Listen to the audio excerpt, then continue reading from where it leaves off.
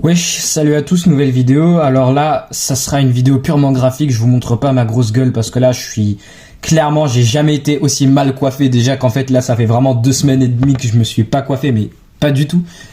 C'est, waouh, je vais peut-être vous savez, genre vraiment je vois ma gueule dans le miroir, je me tape une barre déjà que dans les vidéos précédentes où je vous montre ma tête non coiffée avec les cheveux à l'arrière là, avec mon gros front.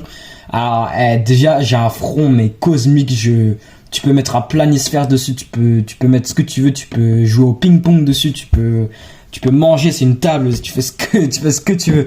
Donc là je vais vous montrer le trade d'aujourd'hui. Avant de vous expliquer ce trade qui est tout nouveau, pourquoi? Parce qu'en fait c'est un nouveau setup, c'est une nouvelle stratégie que j'ai fait, c'est le premier trade dessus dans une condition pas trop pas dans la meilleure condition pour le trade, mais voilà. Donc je suis actuellement à juste en dessous de moins 3% de drawdown sur ce mois. Donc en bas à droite on est le 25 avril à l'heure où je tourne la vidéo, et donc fin du mois, et je termine le mois avec moins 3% de drawdown, et c'est un mois vraiment nul. Ok, nul à chier. Encore pire que le mois d'avant. Et encore pire que février, parce que février j'ai fait 15%, c'était le meilleur mois. Genre vraiment le marché m'a donné ce que je voulais, sauf qu'en ce moment, j'en ai parlé de toute façon dans la vidéo d'hier. Parce que j'ai presque plus de batterie sur mon téléphone parce que j'enregistre sur mon téléphone. Attends, bon je vais faire la vidéo rapidement. En gros, le prix là sur l'euro USD, on est bullish. Parce qu'on est haussier, là le prix il est bien haussier. Sauf que moi, ce qui me dérange un peu, c'est que en fait, j'avais des billets à ce que aujourd'hui ça soit une journée baissière. C'est pas ce qui s'est passé. Mais après avoir vu ce genre, un peu avec mon expérience avec le marché, quand je vois un marché qui courbe comme ça là, genre cette sorte de montée courbante là, c'est trop bizarre. Ok, bon, en tout cas, voilà, le prix là, il est dans un order flow aussi très clair après avoir accumulé ici dans cette PD array qui est là. Donc là, on a une PD array. Là, on a accumulé, on est revenu tester tout en bas les rejection block. Après, on a monté, on est venu tester le gap qui est là, puis breaker qui est ici, puis un autre breaker qui est là, et le prix il monte. Et donc au moment où il y a ma souris, il est 2h du matin. Et là j'ai pris cette vente et j'ai pris un 1 pour 1. J'ai pris un 1 pour 1. J'ai pris voilà, j'ai gagné le risque que j'ai mis sur le trade. Donc voilà, un 1 pour 1 tout simple, et j'ai bien fait de me barrer là parce que le prix direct après il se retourne, et déjà ça aurait été break-even si j'aurais bougé le SL au break-even, mais je me serais fait au SL. Donc j'ai bien fait de me barrer là, et je vais vous expliquer pourquoi. Donc j'ai tout noté quelque part. Donc voilà. Donc setup numéro 1, London Open, donc l'ouverture de la kill zone de Londres, ouverture de Londres. En gros, c'est genre un setup flip, genre tout est écrit là. OK, tout est écrit là. Donc c'est la première fois que je trade ce setup. Donc on a fait la protraction avant, juste avant c'est un Judas Swing. Je trade ICT là, maintenant je suis devenu un trader ICT officiellement. Je suis encore en train d'apprendre, mais c'est un Judas Swing il me semble. Donc voilà, c'est un setup Judas Swing. Moi je préfère appeler ça un London Open Flip Setup. Je préfère appeler ça London Open Flip. Genre pour moi c'est plus stylé que Judas Swing. Genre c'est frère. C'est bon, je renomme le setup parce que Théma Judas Swing, c'est quoi ce nom de merde? Donc on a une standard déviation de la Central Bank Dealers Range. On est revenu sur cette ancienne order block qui datait de derrière, qui a une plutôt bonne importance en vrai, mais le prix il est bullish. Mais du coup cette order block elle a servi comme freinage du prix de cette hausse, juste pour retracer et recontinuer la petite hausse. Bon, après on est passé à la baisse, on avait une annonce économique. Aujourd'hui ce mercredi on avait les trucs de chômage hebdomadaire là aux US, mais bref, donc on avait cette PD array qui est donc cette order block qui sert de niveau de résistance pour rejeter le prix. Donc on a ça, on a du coup j'avais ma confirmation, le 1 minute displacement. On a aussi un niveau de résistance classique sur les plus grosses time frames, sur les heures, sur le 4 heures notamment. On a un niveau de support et de résistance classique. Donc voilà, le truc bien classique, juste un niveau dans le prix où le prix il le rejette d'une manière ou d'une autre, soit sur le haut soit sur le bas. Donc on avait un niveau en fait on a du coup cette PD array, une order block qui peut faire freiner le prix en plus du niveau de support et de résistance. Et du coup on avait le setup du Judas Swing ou du London Flip Open. En gros, ce que c'est, je vous explique. De minuit, donc là c'est heure de New York, UTC-4, heure de New York, de 0 heure, du coup de minuit jusqu'à 2 heures du matin, on va avoir un mouvement à la hausse. On va avoir ce qu'on appelle la protraction à la hausse.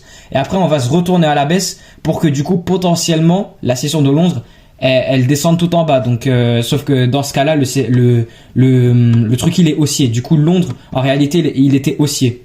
On n'avait pas le vrai setup, mais on avait le début du setup. Imaginons, là, on serait sur un order flow baissier. J'aurais tenu le trade bien plus bas parce que du coup, on serait sur une tendance baissière, sauf que c'est pas le cas, on est sur une tendance haussière et moi je suis en train de vendre dans une tendance haussière. En gros, j'ai juste vendu le retracement d'une tendance haussière parce que je pensais qu'il y avait le fameux setup, le Judas Swing, sauf que du coup il était pas là. Mais voilà, du coup c'est très simple. On est revenu, regardez, ok, on le dépasse. Donc le haut de la standard déviation de la Central Bank Dealers Range numéro 1, le haut il est là, à peu près 0,7245. Le dernier corps est à 0,7255. Donc on a fait, on est passé un peu plus à la hausse, mais faut toujours garder en tête que c'est du approximatif à peu près. Parce que y en a, ils peuvent compter sur ceux qui comptent. Du coup, la Central Bank Dealers Range d'hier, elle était plutôt grosse. Voilà, ça fait tout ce mouvement. Moi, je compte à partir des corps. Et du coup, tu prends la standard déviation numéro 1. Le prix, du coup, c'est du à peu près. Hein. Le prix, il s'arrête sur la standard déviation numéro 1. En plus de l'order block, en plus d'un niveau de résistance. Donc, globalement, on a un niveau de résistance. On a genre une sorte de plafond pour que le prix il rejette. Et du coup, je suis allé sur le 1 minute pour confirmer ça. Du coup, voilà, c'est vraiment le setup, il était bien, il y avait tout pour vendre, sauf que le problème c'est qu'on est sur une tendance haussière et le prix il va pas faire un Judas Swing baissier alors qu'on est sur une tendance haussière. Donc au final, il a fait un scénario haussier. Ok, donc ma confirmation c'était, du coup, on a le niveau de résistance. Et là, on a ce gros displacement vers le bas. On a cette variation qui englobe tout le mouvement haussier d'avant. Donc là, je prends une vente au marché, stop loss au-dessus du haut. Voilà, le prix, il a retracé il a fermé tous les gaps, voilà. Pour une meilleure entrée, mais plus risquée. Voilà, là, tu as tous les gaps qui restent. On est venu les fermer pour ensuite repasser à la baisse. Et là, une fois que j'ai vu, donc, ici, on a cet ancien niveau. C'est l'ancienne cassure. Voilà, je l'ai gardé. Qui peut servir de genre breaker block. Et quand le prix il est revenu dessus, vous voyez, genre là le prix il est revenu, on l'a rejeté tout pile et on a cette bougie haussière plutôt forte. Donc dans tous les cas, après le prix il a baissé encore un peu plus, mais globalement c'est une zone. Tout ça là c'est la zone de l'ancien haut qui est genre une ancienne résistance qui peut maintenant faire preuve de support. Donc on est revenu à ce niveau et c'est là où on aurait dû chercher des achats. Donc vas-y les gars, on va le faire ensemble. J'ai même pas regardé. Donc ici, si je voulais chercher des achats, donc on a le niveau d'intérêt qui est dans cette zone-là. Ok, la ligne elle est ici, mais la zone globalement c'est tout ça. C'est tout ça la zone à peu près. Si j'arrive à la faire. Donc voilà, on vient dans la zone. Et là, imaginons je veux acheter. Comment est-ce que j'aurais acheté? Donc on a un haut intermédiaire ici qu'on est venu casser. Et si on regarde l'élan du prix, si par exemple je peux sortir le volume. Il est où le volume? Voilà. Donc sur le volume ça nous montre rien, mais du coup sur la kill zone de Londres, voilà, donc là on a eu la baisse, ensuite on est remonté, donc la kill zone de Londres c'est toute cette zone turquoise, et juste avant la kill zone de Londres du coup on a le Judas Swing, du coup on l'a eu, ok très bien, mais on l'a eu dans le sens inverse, parce qu'on est haussier et on l'a à la baisse, donc c'est con. Donc voilà, un petit 1 pour 1. Et c'est tout pour aujourd'hui, quoi. C'est tout ce que j'ai fait aujourd'hui sur le Forex. Donc, quel aurait été mon achat? Ici, en vrai, on n'a pas de setup. Si on considère ça comme une variation de cette baisse, là, on retrace. On prend les sell stops en dessous du bas qui peut permettre maintenant l'achat. Il n'y a plus de gap. On peut considérer l'order block qui est ici, mais après elle s'est fait fermer ici, mais après c'est juste un retest. Donc le dernier niveau de résistance, ça serait l'order block qui est là. On est venu prendre des sell stops et quelle aurait été la confirmation à partir de ce niveau de support, parce que du coup voilà, c'est notre niveau de support. Là on a cette variation. Donc après c'est quand même encore une fois un gros stop loss. Mais là voilà, achat au marché. TP1, on vise le haut attractif. Donc là déjà tu as un petit 1 pour 2. Et la fin de la session de Londres, elle est où? Donc voilà, la fin elle est là. Donc si tu aurais tenu jusqu'à la fin, ouais, bah ça serait quand même un 1 pour 2. Donc ouais, à la fin, là ici on s'est mis à consolider là. Mais en réalité c'est juste une distribution. BC, AR, ST, STB. Là on crée la phase B, donc la cause. Et là ensuite, oh c'est parfait, c'est parfait, j'ai même pas vu. On a créé un equal high, donc un double, merde, pas comme ça. On a créé un double haut juste parfait. Regardez ça, on a créé un double haut juste parfait.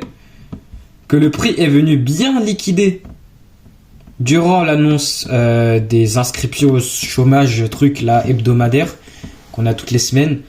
Et on est venu, on a liquidé ça. Du coup voilà, sous forme d'UTAD si on veut en vrai. Et après le prix il est bien parti à la baisse.